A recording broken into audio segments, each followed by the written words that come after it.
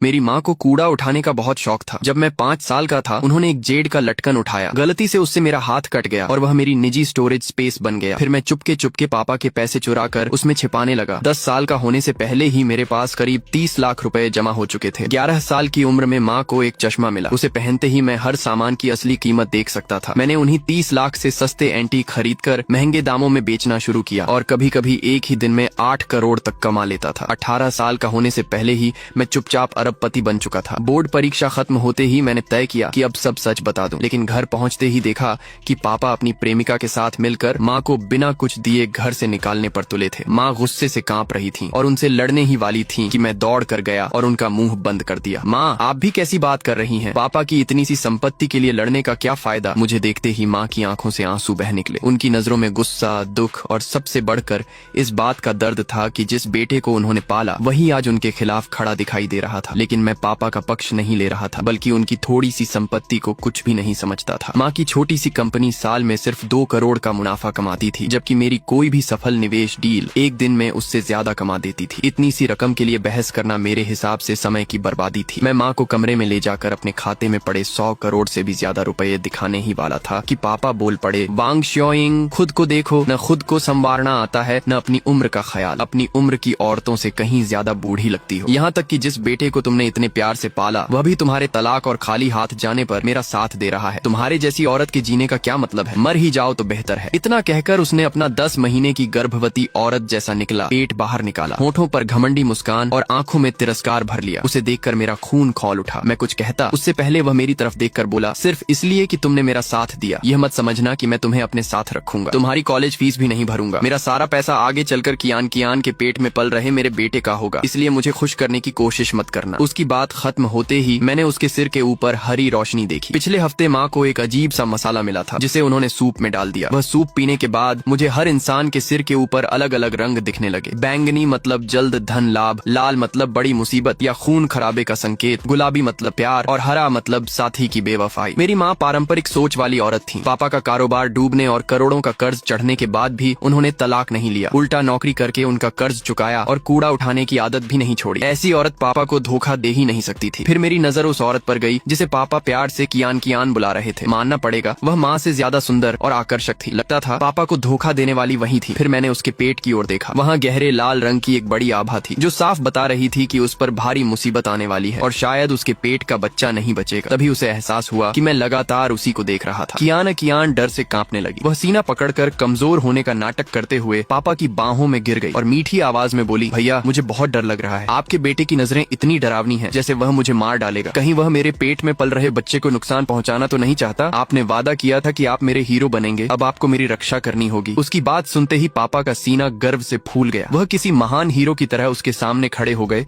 और गुस्से से मुझे घूरते हुए बोले, वांग लिन, अपनी नजरें नीचे कर ले। अगर मुझे पता चला कि तू मेरी कियान कियान या उसके बच्चे को नुकसान पहुंचाने की सोच भी रहा है तो मैं बाप बेटे का रिश्ता भी नहीं देखूंगा। मेरी माँ मुझे सबसे ज्यादा प्यार करती थी और हमेशा मेरी तरफदारी करती थी। जैसे ही उन्होंने पापा को मुझे धमकाते सुना वह सीधे रसोई में गई, सब्जी काटने वाला चाकू उठा लिया और गुस्से में दोनों को मार डालने की बात कहने लगी। यह देखते ही पापा का चेहरा उतर गया और वह कियान कियान को लेकर तुरंत दरवाजे की ओर हट गए। उन्हें इस तरह हीरो बनते देखकर मेरा दिल ठंडा पड़ गया। पहले जब कर्जदार घर आते थे तो पापा हमेशा बिस्तर के नीचे छिप जाते थे। हर बार माँ ही जान की बाजी लगाकर उनके सामने खड़ी होती थी, तभी वे लोग घर में घुसने की हिम्मत नहीं करते थे। एक बार तो एक कर्जदार की नीयत भी माँ पर खराब हो गई थी। तब भी पापा ने कान बंद कर ली और अनसुना करते रहे। जब मैंने उन्हें बाहर जाने को कहा तो उल्टा मुझे घूर कर बोले, तू बच्चा है, तुझे क्या पता? अगर उनका ध्यान मेरी तरफ गया तो मैं तेरा गला दबा दूंगा। बाद में पड़ोसी समय पर आ गए, तभी बड़ी अनहोनी टल सकी। उसी दिन से मुझे पापा से नफरत हो गई और मैं हमेशा माँ को तलाक लेने के लिए समझाता रहा। लेकिन माँ जिद्दी थी। उनका मानना था कि मुझे एक पूरा परिवार मिलना चाहिए, या शायद उन्हें अब भी भरोसा था कि पापा एक दिन फिर सफल होंगे। और सचमुच 1 साल बाद पापा ने सही मौका पकड़ लिया। उनका कारोबार फिर चल पड़ा, सारा कर्ज उतर गया और शुक्रिया जताने के लिए उन्होंने माँ को 3 सोने के कंगन और 2 लाख रुपए दिए। इसके बाद हमारी जिंदगी बेहतर हो गई। लेकिन माँ की कूड़ा उठाने की आदत कभी नहीं बदली। बस पापा को शर्म न आए इसलिए वह अक्सर रात में मास्क पहनकर चुपके से कूड़ा उठाने जाती थी। एक रात मुझे पेशाब लगी तो मैंने उन्हें चोरी छिपे बाहर जाते देखा। आधे घंटे बाद वह बड़े बड़े थैले लेकर लौटी। अगले दिन मैं जादुई चश्मा पहनकर एंटीक मार्केट पहुंचा। पहली ही बार 5,000 में खरीदा गया धूल से भरा एक कंगन 30 लाख में बेच दिया। इसके बाद मैं अक्सर बहाने से स्कूल से निकलकर एंटीक की तलाश में घूमने लगा। सिर्फ 1 महीने में मैंने 2 करोड़ रुपए कमा लिए और एंटीक जगत के बड़े बड़े उस्तादों से पहचान बना ली। करीब 20 बुजुर्ग तो मुझे अपना पोता बनाने की होड़ में लग गए, जबकि मुझे बेटा बनाने वालों की संख्या उससे भी ज्यादा थी। मैंने कई बार इशारों इशारों में माँ का रिश्ता उनमें से किसी के साथ कराने की कोशिश की, लेकिन उनके मन में ऐसी कोई इच्छा नहीं थी, इसलिए बात वहीं खत्म हो गई। मैंने कई बार उन्हें यह भी बताना चाहा कि मैं खुद पैसे कमा सकता हूँ, लेकिन वह हमेशा यही कहती कि मैंने फैंटेसी उपन्यास ज्यादा पढ़ लिए हैं। मैं उन्हें अपनी स्टोरेज स्पेस में रखा सारा पैसा दिखाना चाहता था, मगर वह हर समय कूड़ा उठाने में इतनी व्यस्त रहती कि मुझे मौका ही नहीं देती थी। ऊपर से घर में पैसों की भी कोई कमी नहीं थी, इसलिए आखिर में मैंने बस इतना करना शुरू किया कि कभी कभी माँ के रोज गुजरने वाले कूड़ेदान के पास कुछ पैसे और महंगी चीजें रख देता था। बस बात वहीं तक रह गई। एक गलतफहमी की वजह से मैं अपनी सच्चाई बोर्ड परीक्षा खत्म होने तक छिपाए रहा। जैसे ही मैंने सब कुछ बताने का फैसला किया, उसी वक्त पापा का अफेयर सामने आ गया। सच में उनकी किस्मत ही फूटी हुई थी। दरवाजा जोर से बंद हुआ और माँ फूट फूट कर रोने लगी। उनका हाल देखकर मेरा दिल भर आया। मैंने तुरंत अपना बैंक अकाउंट खोला, छिपे हुए अंक दिखाए और उन्हें अपनी 10 अंकों वाली जमा पूंजी दिखाने ही वाला था। तभी माँ रोते रोते कहने लगी कि अगर तलाक के बाद उन्हें कुछ भी नहीं मिला तो एक साधारण गृहिणी होने के नाते वह आगे कैसे जी पाएंगी। मैं उनका ध्यान अपने बैंक बैलेंस की ओर दिलाना चाहता था, लेकिन अगले ही पल उनकी असली चिंता सुनकर मैं सन्न रह गया। उन्हें सबसे ज्यादा इस बात की फिक्र थी कि अगर यह घर छूट गया तो इस इलाके के उन खजाने जैसे कूड़ेदानों से कूड़ा बटोरने का मौका भी हमेशा के लिए खत्म हो जाएगा। मैं वहीं ठिठक गया और यकीन न करते हुए उनसे पूछ बैठा कि क्या इतने सालों तक उन्होंने सिर्फ इन कूड़ेदानों की वजह से तलाक नहीं लिया। माँ ने तुरंत रोना बंद किया, मुझे तिरस्कार भरी नजर से देखा और बताया कि जिन कूड़ेदानों को मैं बेकार समझता हूँ, उन्हीं की बदौलत उन्होंने मेरे नाम पर 2 आलीशान विला खरीद रखे हैं, ताकि आगे चलकर मेरी शादी में किसी चीज की कमी न रहे। इतना कहकर उन्होंने अपनी सबसे अंदर वाली जेब से चमचमाता हर्मीस का सामान और नारंगी रंग का iPhone 17 Pro Max निकाला, फुर्ती से बैंक अकाउंट खोला और स्क्रीन मेरे सामने कर दी। उसमें पूरे 2 करोड़ रुपए की जमा पूंजी थी। माँ ने गर्व से कहा कि सिर्फ कूड़ा उठाकर उन्होंने इतनी बचत कर ली, जबकि पापा की कंपनी भी इतना मुनाफा नहीं कमा पाती। उनके लिए यह इलाका किसी खजाने से कम नहीं था, इसलिए तलाक हो जाए तब भी वह यह घर और यहाँ के कूड़ेदान किसी कीमत पर छोड़ने वाली नहीं थी। मैं अवाक रह गया। इतने सालों तक मुझे लगता रहा कि माँ पापा को छोड़ नहीं पा रही, लेकिन सच तो यह था कि वह इस इलाके के कूड़ेदानों को छोड़ना नहीं चाहती थी और उसकी वजह भी मैं ही था। काफी देर बाद मैंने पूछा कि जब उनके पास इतने पैसे हैं तो वह हमेशा इतने साधारण कपड़े क्यों पहनती हैं और अपने चेहरे का भी बिल्कुल ध्यान क्यों नहीं रखती। मेरी बात पूरी होने से पहले ही वह बिजली की रफ्तार से बाथरूम भागी। कुछ देर बाद जब लौट कर आई तो उनका चेहरा पूरी तरह बदल चुका था। उनकी त्वचा छिले हुए उबले अंडे की तरह चमक रही थी। चेहरा बेहद खूबसूरत था और नैन नक्श इतने निखरे हुए थे कि वह कियान से भी कई गुना ज्यादा सुंदर लग रही थी। उस पल मुझे लगा कि पापा ने सचमुच हीरा छोड़कर कंकड़ उठा लिया। माँ ने गर्व से बताया कि वह हफ्ते में 3 बार लग्जरी ब्यूटी सैलून जाती है, इसलिए उनकी त्वचा इतनी अच्छी है। बस उन्हें डर था कि कहीं पापा को यह बात पता न चल जाए, इसलिए वह जानबूझकर खुद को साधारण और बदसूरत दिखाती रही थी। इतना कहकर उन्होंने मेरा कॉलर पकड़ा, मुझे पुराने स्टोर रूम में ले गईं और दीवार पर लगा एक छोटा सा छिपा स्विच दबा दिया। तभी जोरदार धमाके के साथ अलमारी का अंदरूनी हिस्सा खुला और उसके पीछे एक लिफ्ट दिखाई दी। माँ मेरा हाथ पकड़कर अंदर ले गईं और माइनस पहली मंजिल का बटन दबा दिया। जैसे ही दरवाजा खुला, तेज रोशनी से मेरी आंखें चौंधिया गईं। कुछ देर बाद जब नजर साफ हुई तो सामने का नजारा देखकर मैं दंग रह गया। विशाल ड्रेसिंग रूम में गहनों का सेक्शन, हर्मीस बैगों की कतारें और महंगी घड़ियों का पूरा कलेक्शन सजा था। एक पल को लगा जैसे किसी लग्जरी मॉल में खड़ा हूँ। तभी एहसास हुआ कि मेरी माँ खुद एक सुपर अमीर औरत थी, जबकि सबसे बड़ा मूर्ख और सबसे गरीब इंसान तो पापा निकले। माँ गर्व से बताने लगी कि यह स्टोरेज रूम उन्होंने बड़ी मेहनत और पैसे से बनवाया है और इसमें रखा सब कुछ आगे चलकर मेरा ही होगा। मैं गला साफ करके अपनी असली पहचान बताने ही वाला था कि उन्होंने मेरे होंठ दबा दिए और समझाने लगी कि यह सब उन्होंने कूड़ा बटोर कर कमाया है, इसलिए इसे किसी भी कीमत पर किसी और के हाथ नहीं जाने देंगी, चाहे वकीलों पर कितना भी खर्च करना पड़े। ये घर हर हाल में उन्हें ही चाहिए। मैं कुछ कह भी नहीं पाया और वह फोन उठाकर वकील से बात करने लगी। उन्हें पूरे जोश से अपनी लड़ाई की तैयारी करते देखकर